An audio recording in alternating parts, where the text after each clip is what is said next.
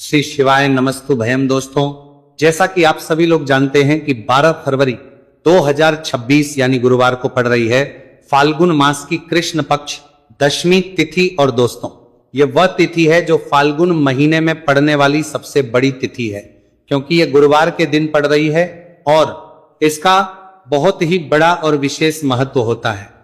पूज्य गुरु जी ने कहा है कि अगर कभी भी मौका लग जाए और फाल्गुन महीने की दशमी तिथि गुरुवार को पड़ जाए तो आप लोगों को 7 चने की दाल वाला उपाय तो अवश्य ही करना चाहिए। इन दोनों का संयोग बहुत कम आता है। और इसी के साथ में गुरु जी ने अपनी शिव पुराण कथा में बताया है कि इस दिन आपको 7 चने की दाल वाला उपाय तो आपको अवश्य ही करना चाहिए, क्योंकि ऐसा दिन पूरे साल में सिर्फ एक ही बार आता है। और दोस्तों, आप सभी लोग जानते हो कि गुरुवार दशमी तिथि का अगर सबसे बड़ा कोई उपाय है तो 7 चने की दाल वाला उपाय है। तो दोस्तों, इस गुरुवार दशमी तिथि के दिन आप लोगों को इस 7 चने की दाल वाला उपाय को जरूर करना है। बहुत सारे लोग होंगे जिन लोगों ने इस उपाय को ना किया हो, मतलब पूरा साल निकल गया, उन्होंने किसी भी दिन इस 7 चने की दाल वाला उपाय को ना किया हो। पर दोस्तों, आपके पास एक आखिरी मौका बचा हुआ है, जो कि 12 फरवरी गुरुवार दशमी तिथि के दिन है। तो इस दिन आप लोगों को इस वाले उपाय को जरूर कर लेना है।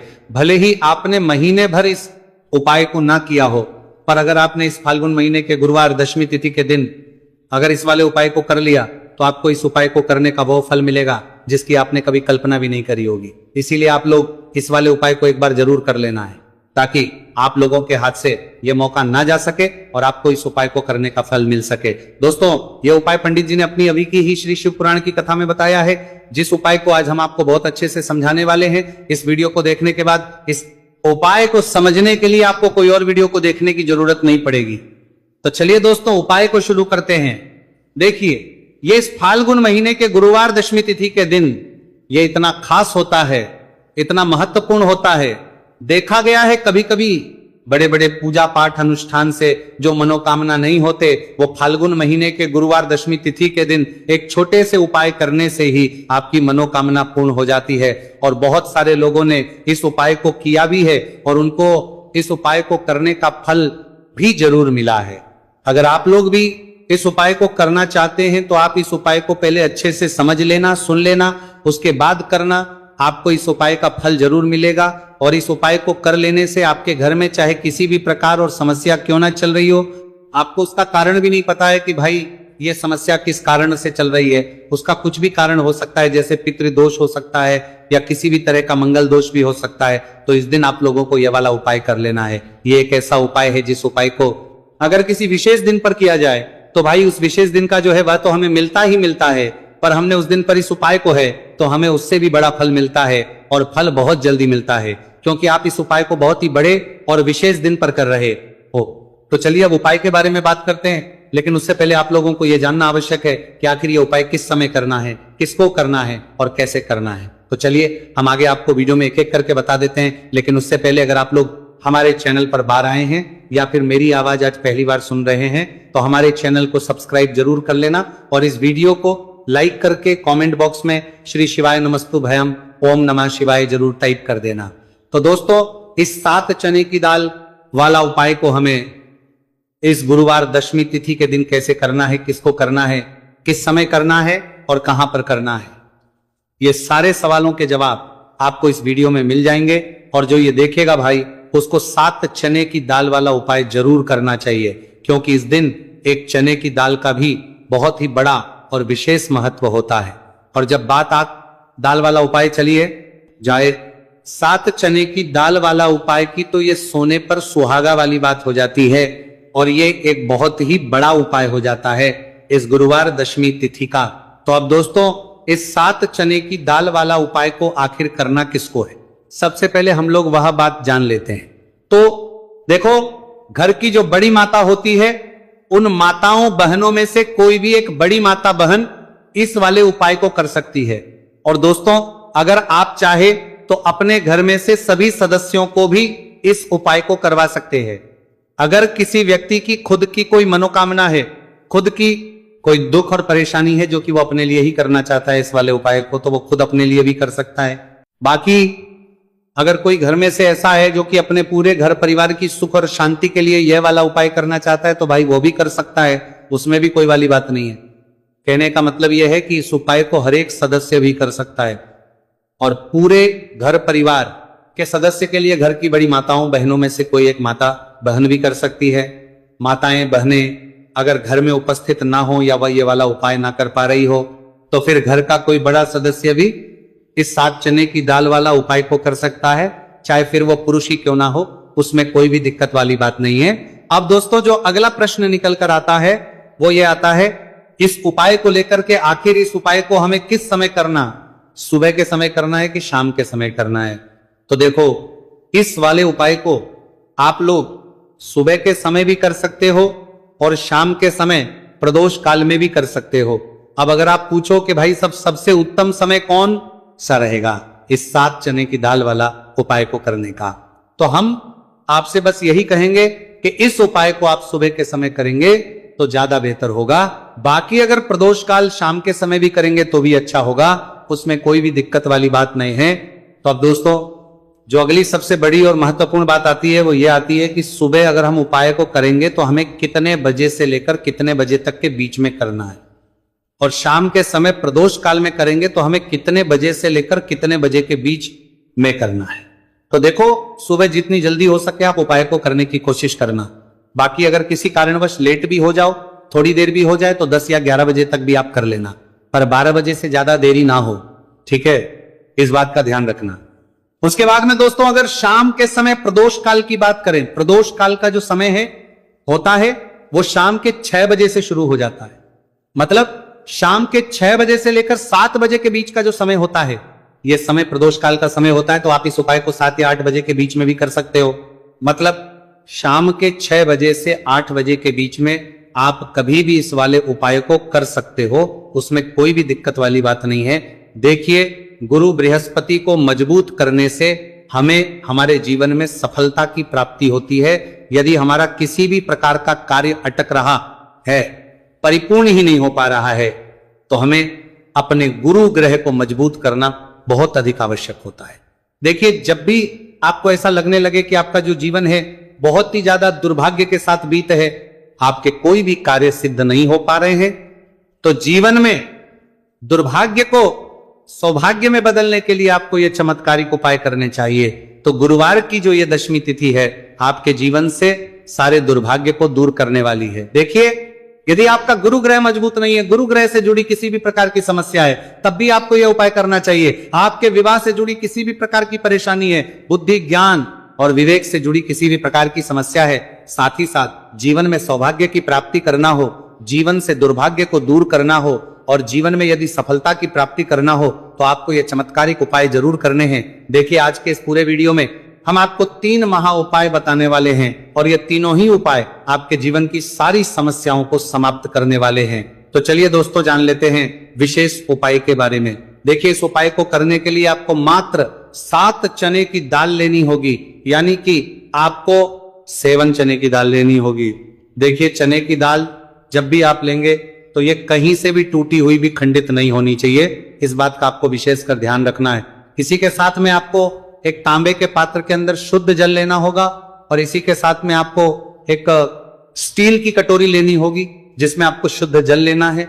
इसी कटोरी के अंदर आपको 1 से 2 गुड़ के टुकड़े भी डाल देने हैं, यानी कि आपको गुड़ वाला जल तैयार कर लेना है। अब इन तीनों ही सामग्रियों को लेकर के आपको पहुंचना है भगवान शिव के मंदिर में। देखिए दोस्तों ये जो उपाय है आप इस गुरुवार दशमी तिथि के दिन सुबह से लेकर के शाम तक किसी भी समय में कर सकते हैं। देखिए दोस्तों सबसे पहले तो आपके पास जो 7 चने की दाल है, इसे आपको जो आपने गुड़ वाला जल तैयार किया है उसमें आपको डालनी है। आप 7 चने की दाल भी ले सकते हैं, 11 चने की दाल भी ले सकते हैं, 21 भी ले सकते हैं, और यदि आप 41 चने की दाल लेते हैं तो बहुत ही शुभ होता है। तो आपके पास जितनी भी चने की दाल है सबसे पहले तो आपको उसे गुड़ वाले जल के अंदर डाल देनी है। अब देखिए दोस्तों आपके पास जो एक लोटा शुद्ध जल है इसमें से थोड़ा सा जल सबसे पहले आपको भगवान शिव की शिवलिंग के सीधे तरफ जहां गणेश जी का स्थान होता है वहां पर आपको अर्पित करना है। फिर थोड़ा सा जल श्री कार्तिकेय जी वाले स्थान पर अर्पित करना है। फिर आपको थोड़ा सा जल माता अशोक सुंदरी वाले स्थान पर अर्पित करना है। फिर आपको थोड़ा सा जल माता पार्वती के हस्तकमल यानी कि कटी वाले भाग पर अर्पित करना है। और अंत में आपको थोड़ा सा जल भगवान शिव के शिवलिंग पर भी अर्पित कर देना है और उस पात्र के अंदर आपको थोड़ा सा जल और शेष बचा लेना है। यानी कि पांचों ही स्थान पर थोड़ा थोड़ा जल अर्पित करने के बाद अंत में शेष जल और उस पात्र के अंदर आपको बचा लेना है। अब आपको बृहस्पति ईश्वर महादेव का स्मरण करना है और आपके पास जो चने की दाल है इसे आपको अपने सीधे हाथ में रखनी है। देखिए गुरु का दिन है, इसीलिए आपको ओम नमो भगवते वासुदेवाय इस मंत्र का जाप भी करना है। अब देखिए दोस्तों, आपके पास जितने भी चने की दाल है, चाहे 7 है, 11 है, 41 है, उतनी बार आपको बृहस्पतिश्वर महादेव का स्मरण है। और ये जो चने की दाल है इसे आपको भगवान शिव के शिवलिंग पर अर्पित कर देनी है। आपको लगातार बृहस्पतिश्वर महादेव का स्मरण करते रहना है। अब देखिए अंत में जो आपने उस पात्र के अंदर शेष जल बचाया था इसे आपको भगवान शिव के शिवलिंग पर ही धीरे धीरे अर्पित कर देना होगा।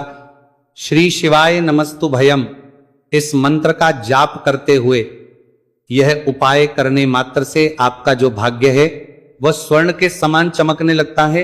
आपके से जो भी दुर्भाग्य है वो दूर होता है। तो इस प्रकार से आपको यह उपाय कर लेना है। यह उपाय आप सुबह से लेकर के शाम तक किसी भी समय में कर सकते हैं। अब दोस्तों हम जान लेते हैं गुरुजी द्वारा बताए गए दूसरे उपाय के बारे में। देखिए इस उपाय को करने के लिए आपको सबसे पहले तो मात्र थोड़ा सा शुद्ध घी लेना होगा। देखिए आपको मात्र आधा चम्मच ही शुद्ध घी लेना है और इसी के साथ में आपको एक तांबे के पात्र के अंदर आपने ही घर से शुद्ध जल लेना होगा।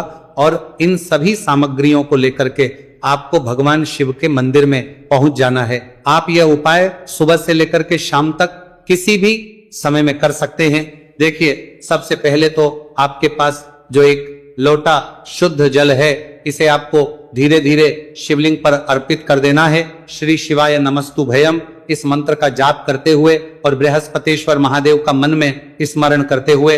अब देखिए दोस्तों, आपके हाथ की जो अंगूठे के पास वाली उंगली होती है, तर्जनी उंगली, उसमें आपको ये शुद्ध घी लेना है और इस उंगली से आपको शिवलिंग पर जहां माता अशोक सुंदरी का स्थान होता है वहां पर आपको इस घी से अच्छे से लेपन करना है। यानी कि माता अशक्त सुंदरी वाले स्थान पर आपको अच्छे से घी का लेपन कर देना है। और आपकी जो भी मनोकामना है, चाहे आप अपने जीवन से दुर्भाग्य को दूर करने के लिए यह उपाय कर रहे हैं, जीवन सौभाग्य की प्राप्ति के लिए आपकी कोई मनोकामना हो, विवाह के लिए आपकी किसी भी प्रकार की कामना हो, जिस भी प्रकार की आपकी कामना है उसे परिपूर्ण करने के लिए आपको कोई प्रार्थना करनी है और इस घी का लेपन आपको माता अशोक सुंदरी वाले स्थान पर कर देना है। अब दोस्तों इस घी वाली उंगली को आपको कहीं भी साफ नहीं करना है, कहीं भी नहीं पहुंचना है, सीधे आपको अपने घर लेकर के आना है और इस घी की जो पहली बिंदी इसे आपको अपने मुख्य द्वार पर लगा देनी है। और इस घी की बिंदी आप अपने घर में जहां भी आप धन रखते हैं वहां पर भी लगा सकते हैं। आपके घर में जहां कहीं भी रसोई घर है वहां पर भी आप इस घी की बिंदी को लगा सकते हैं। तो 3 जगह आप इस घी की बिंदी को लगा सकते हैं। आपके घर में कभी भी अन्न और धन की कमी नहीं होगी और आपके घर में जो भी क्लेश होगा वो भी समाप्त हो जाएगा। तो इस प्रकार से आपको दुर्भाग्य को दूर के लिए दूसरा उपाय करना है। तो चलिए दोस्तों अब हम जान लेते हैं तीसरे विशेष और अंतिम उपाय के बारे में। देखिए यह उपाय भी बहुत ही खास है। विशेषकर आपके भाग्य को उदय करने के लिए यह उपाय भी बृहस्पतिश्वर महादेव का ही होने वाला है। और विशेषकर आपको यह उपाय भी गुरुवार दशमी तिथि के दिन ही करना है। देखिए इस उपाय को करने के लिए आपको सबसे पहले तो एक प्यारी सी और सुंदर सी बेलपत्र लेनी होगी। बेलपत्र लेते समय ध्यान रखें कि यह कहीं से भी कटी फट्टी खंडित नहीं होनी चाहिए। यदि आपको बेलपत्र नहीं मिल पाती है तो आप शिवलिंग पर चढ़ी हुई बेलपत्र को पुनः शुद्ध जल से धो करके उसका उपयोग कर सकते हैं। इसी के साथ में आपको एक तांबे के पात्र के अंदर शुद्ध जल लेना होगा और इसी के साथ में आपको आधा चम्मच या फिर उससे भी कम शहद लेना होगा। अब दोस्तों मात्र ये तीनों ही सामग्रियां लेकर के आपको पहुंचना है भगवान शिव के मंदिर में। मंदिर पहुंच पाने के बाद आप सभी को पता है कि बेलपत्र में 3 पत्तियां होती हैं और बेलपत्र की जो ये तीनों पत्तियां जिस डंडी से जुड़ी हुई होती है उस डंडी पर आपको अपने सीधे हाथ की चींटी उंगली के जो पास वाली उंगली होती है, नामिका उंगली, उससे एक बिंदी लगानी है। यानी कि तीनों पत्तियों को जोड़ने वाली जो डंडी है केवल उसी पर आपको शहद लगानी है। इसके बाद आपको ये जो बेलपत्र है इससे महादेव शिवलिंग पर अर्पित कर देनी है। श्री शिवाय नमस्तु भयम इस मंत्र का जाप करते हुए देखिए बेलपत्र की जो चिकनी साइड है वह शिवलिंग से स्पर्श होगी और इसकी जो डंडी है वह जलाधारी की ओर रहेगी। इस प्रकार से आपको यह बेलपत्री शिवलिंग पर अर्पित करनी है। अब दोस्तों अंत में जो आपके पास एक लोटा शुद्ध जल है, इसे आपको धीरे धीरे शिवलिंग पर अर्पित करना है। श्री शिवाय नमस्तु भयम, इस मंत्र का लगातार करते हुए देखिए, यह जल आपको एक विशेष प्रकार से समर्पित करना है। यानी कि यह जल आपको 7 बार में समर्पित करना है। यानी कि थोड़ा सा जल आपको समर्पित करना है, फिर आपको थोड़ी देर रुकना है, फिर आपको थोड़ा सा जल समर्पित करना है, फिर आपको थोड़ा रुकना है। इस प्रकार से आपको थोड़ा थोड़ा जल 7 बार में शिवलिंग पर और करना है। इस प्रकार से आपको 1 लोटे जल से ही यह जल समर्पित करना है, लेकिन को थोड़ा थोड़ा जल करके 7 बार में शिवलिंग पर यह जल अर्पित करना है। और आपको लगातार बृहस्पतिश्वर महादेव का स्मरण करते रहना है। देखिए, जैसे ही ये जल शिवलिंग से होकर के जलाधारी की ओर बह करके आएगा, तो इस जल को आपको अपने सीधे हाथ में लेना है और इस जल का छिड़काव आपको अपने पूरे शरीर पर कर लेना है। बृहस्पति शवरे महादेव का मन में स्मरण करते हुए ये जो उपाय है, आपके भाग्य का उदय करता और आपके जीवन से दुर्भाग्य को दूर करता है। तो बहुत ही आसान सा उपाय है। इस उपाय को भी आप इस गुरुवार की 10वीं तिथि पर करके जरूर देखना, आपको निश्चित ही लाभ होगा। तो दोस्तों,